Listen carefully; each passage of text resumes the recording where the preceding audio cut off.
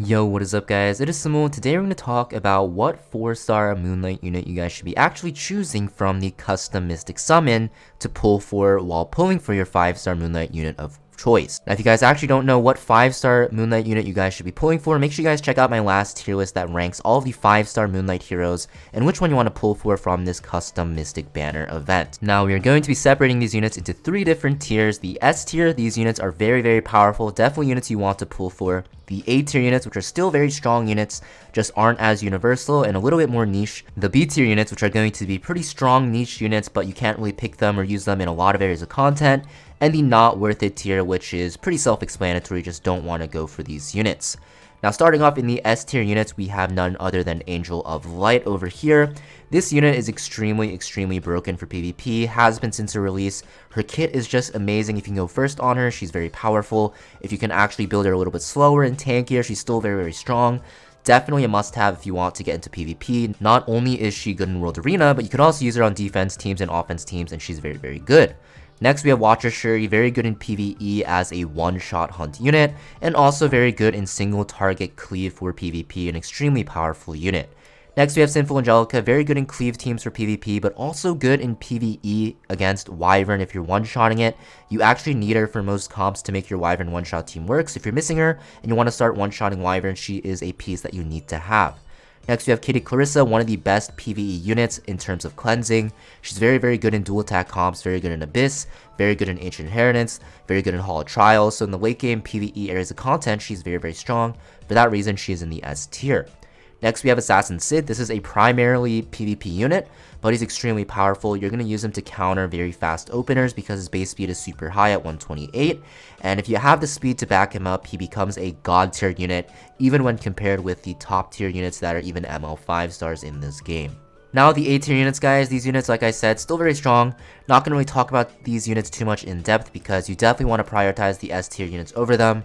But these units, guys, you can actually use in a lot of areas of content as well. For example, Crimson Armin, very good tank for PvP. Challenger Dominion, very good in PvE as a single target damage dealer, very good in PvP for cleave. Champion Zerato, very good in PvE for Hell Raid and areas of content where there's a lot of debuffs.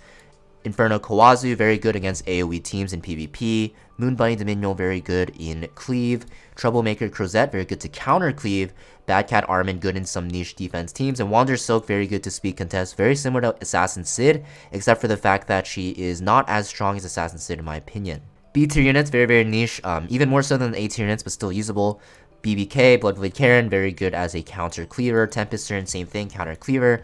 Blaze Dingo, actually pretty decent in single target for PvE content. He can heal and deal damage, but the thing is he doesn't have like a defense break and stuff like that, and his damage is a little bit low. So for that reason, not as great, but he's still a good option. Assassin Koli, technically a worse version than Assassin Sid in most situations. I know she does different stuff with like the silences and stuff like that, but the thing is she is a little bit weaker just overall. Next we have Auxiliary Lots, very good in cleave teams, but easily countered, but still good in the early game.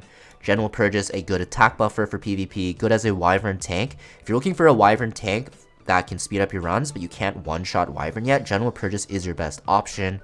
And then great Chief Kawana, good in PvE for KDs and other areas of content. So yeah, that's pretty much it for this tier list though, guys. Like, not worth it tier, don't even look at these units. They are very niche. There might be some team comps they're very good in, but for the most part, you're not going to use them. For example, like Celestial Mercedes, like sure, she's good in like Asmonag, one-shot and cleaving, but there's a lot better options. ML Rin, very good against Hell Queen, but just a lot better options. Even Shadow Rose is good as a Banshee one-shot unit, similar to Sinful Angelica, in the terms that she actually fits the attack buffing role. But the thing is, you can just use Leo and it works out well. Or not attack buff, I think she defense breaks. But anyways, there's a 4-star RGB unit that does her job but better.